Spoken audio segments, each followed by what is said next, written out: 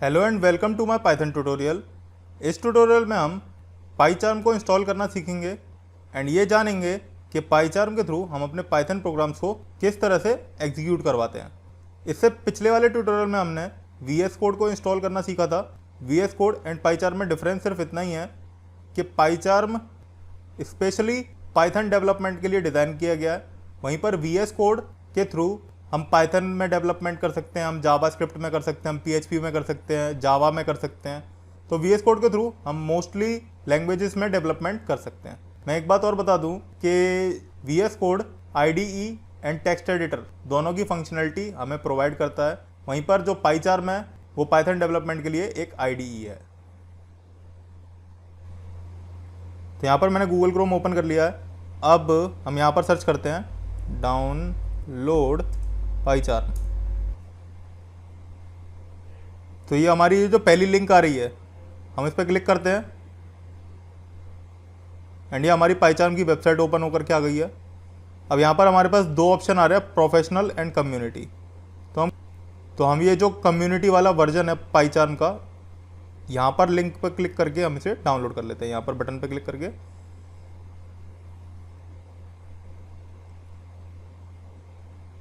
ये मेरी पाईचार्म की डाउनलोडिंग स्टार्ट हो गई है। जब ये डाउनलोडिंग कंप्लीट हो जाएगी तो मैं वीडियो को रिज्यूम कर दूंगा।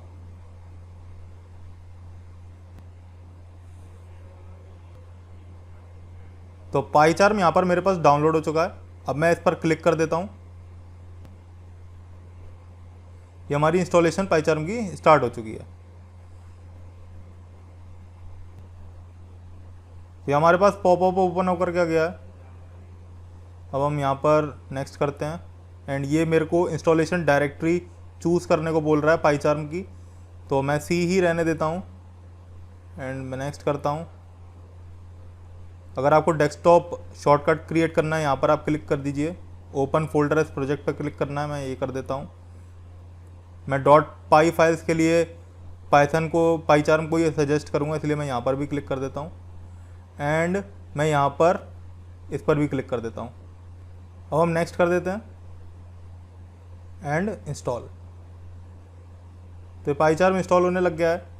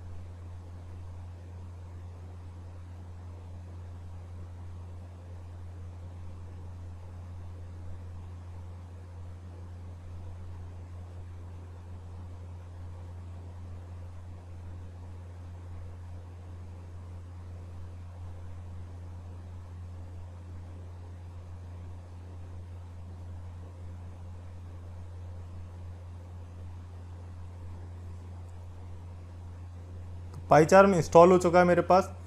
अब अगर आपको अपना सिस्टम रिबूट करना है तो आप यहाँ पर क्लिक कर दीजिए। मैं अभी रिबूट नहीं करना चाहता, मैं इसे फिनिश कर देता हूँ एंड अब हम अपनी पाइथन की फाइल्स को पाईचार्म के थ्रू रन करवाएंगे। तो अब मैं यहाँ पर सर्च पे क्लिक करता हूँ एंड पाईचार्म।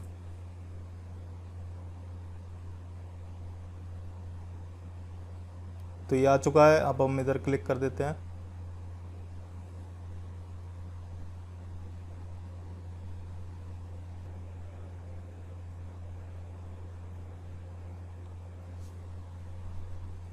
तो ये पाईचार्म की पॉपअप विंडो ओपन होकर के आ गई है। अब हम यहाँ पर आई कन्फर्म पे क्लिक कर देते हैं एंड कंटिन्यू। इसके बाद ये डेटा शेयरिंग का अगर ऑप्शन कहे तो इसे डोंट सेंड कर दीजिएगा। अभी हमारी पाईचार्म की स्प्लैश स्क्रीन आ रही है और ये पाईचार्म की अब सिलेक्ट थीम करने को हमको बोल रहा है, तो मैं लाइट सिलेक्ट कर लेता हूँ थीम को। नेक्स्ट फीचर प्लगइन, या फिर हम कर देते skip and remaining set default. PyCharm VS code के कंपेयर में काफ़ी ज़्यादा हैवी सॉफ्टवेयर है, इसलिए ये लोड होने में काफ़ी टाइम ले रहा है। अब अगर आपको प्रोजेक्ट क्रिएट करना है तो आप यहाँ से प्रोजेक्ट क्रिएट कर सकते हैं। अगर आपको कोई प्रोजेक्ट है पाइथन का तो आप इस पर क्लिक करके उसे ओपन कर सकते हैं, और या फिर आपका कहीं पर एक्स्ट्रा पड़ा हुआ है तो आप वर्जन कंट्रोल से उसे इंपोर्ट करा सकते हैं। तो मैं नया प्रोजेक्ट क्रिएट कर लेता हूँ।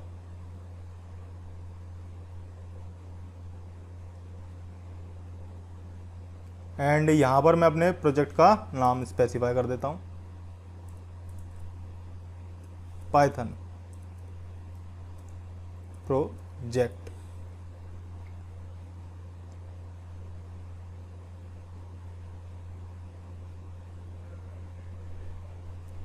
जो हमारे इस प्रोजेक्ट की लोकेशन है वो ये है, सी यूज़र्स पाईचार्म वगैरह वगैरह, ये जो भी है। हम इसे चाहे तो चेंज भी कर सकते हैं। मैं इसे डेस्कटॉप पे कर देता हूँ। मैं यहाँ पर क्लिक करता हूँ एंड अभी ये लोड हो रहा है एंड ये आ चुका है। मैं इसे डेस्कटॉप पे कर सकता हूँ, सी यूज़र्स पब्लिक डाउनलोड्स डॉक्यूमेंट्स,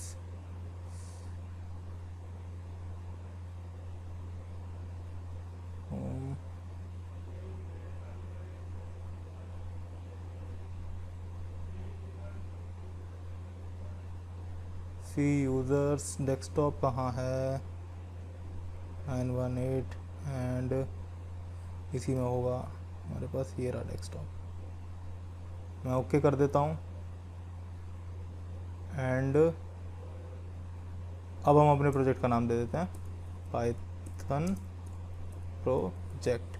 तो मैंने ये लोकेशन स्पेसिफाई करी है डेस्कटॉप के लिए अपने प्रोजेक्ट के लिए, एंड मैंने यहाँ पर दे दिया पाइथन प्रोजेक्ट। आप एक काम और करिएगा, आप प्रोजेक्ट के नाम में स्पेस मत दीजिएगा, अदरवाइज़ बाद में वो इशू क्रिएट करता है।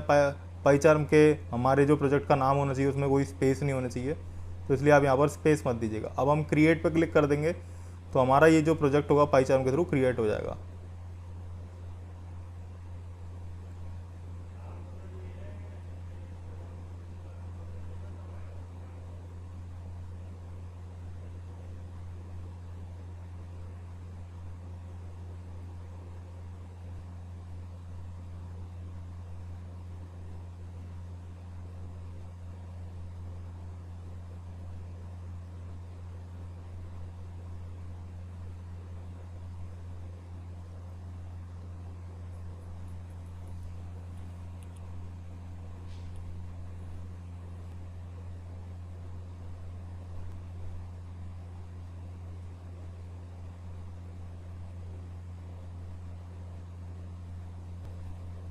तो हमारा ये VS कोड में पाइथन प्रोजेक्ट क्रिएट हो चुका है। अब हम इस प्रोजेक्ट में अगर हमें नई फाइल क्रिएट करनी है, देन मैं यहाँ पर क्लिक करूँगा एंड यहाँ पर राइट पे क्लिक करूँगा मैं इस पर एंड न्यू पाइथन फाइल। या तो आप यहाँ से पाइथन फाइल क्रिएट कर सकते हैं या फिर यहाँ पर क्लिक करके .py एक्सटेंशन दे करके पाइथन फाइल को क्रिएट कर सकते हैं। तो मैं इस पर क्लिक कर देता हूँ और ये मुझसे पूछेगा नाम, तो मैं डाल देता हूँ पाइथन प्रोग्राम। हम एंटर प्रेस कर देते हैं।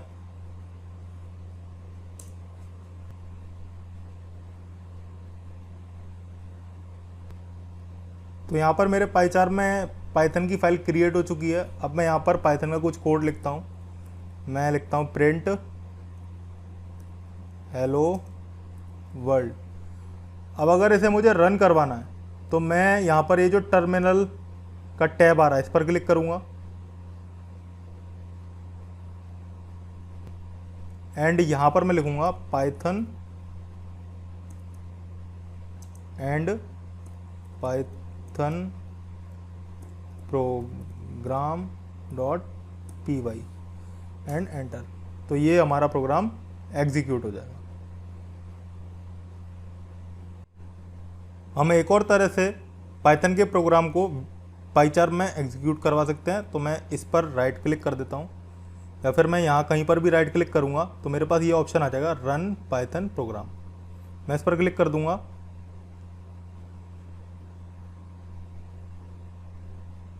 और ये मेरा पाइथन का प्रोग्राम ऑटोमेटिकली रन हो जाएगा। अब मैं यहाँ पर कुछ भी लिख सकता हूँ, हेलो पाइथन, एंड अब मुझे बार बार राइट क्लिक करने की ज़रूरत नहीं है। मैं यहाँ पर ये जो प्ले का बटन आ रहा है रन कराने के लिए, तो मैं यहाँ पर क्लिक कर दूंगा तो ये प्रोग्राम मेरा बार बार रन होता रहेगा। हमें यहाँ पर फाइल को सेव नहीं करना पड़ रहा, ऐसा इसलिए क्योंकि पाइथन में ऑटो सेव का फीचर पहले से ही इनेबल है। अगर मैं इसके फॉन्ट साइज़ को इंक्रीज़ करना चाहता हूँ देन मैं क्या करूँगा, मैं यहाँ पर ये जो फाइल मेन्यू आ रहा है इस पर क्लिक करूँगा एंड इसके बाद ये जो सेटिंग्स वाला ऑप्शन आ रहा है इस पर क्लिक करूँगा। यहाँ पर हमारे पास एडिटर एक पॉपअप बॉक्स ओपन होकर के आ जाएगा, उसमें जो एडिटर वाला टैब है हम इस पर क्लिक करेंगे एंड इसे एक्सपेंड कर लेंगे। एक्सपेंड करने के बाद ये जो फॉन्ट का ऑप्शन आ रहा है इसे चूज़ करना है एंड यहाँ पर ये जो साइज़ आ रहा है इसको आप चेंज कर दीजिए। जैसे मैं ले लेता हूँ 20 या फिर हम ले लेते हैं 22।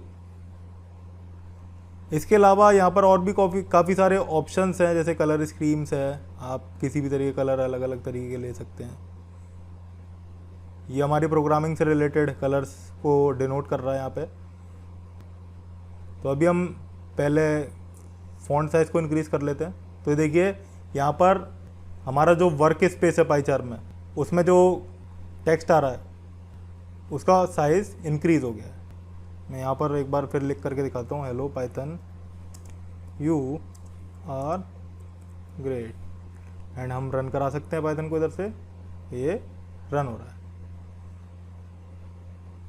तो इस ट्यूटोरियल के थ्रू आप लोगों को क्लियर हो गया होगा कि हम अपने सिस्टम में किस तरह से पाईचार्म को इंस्टॉल करते हैं एंड देन किस तरह से पाईचार्म के थ्रू हम अपने पाइथन प्रोग्राम्स को एग्जीक्यूट करवाते हैं।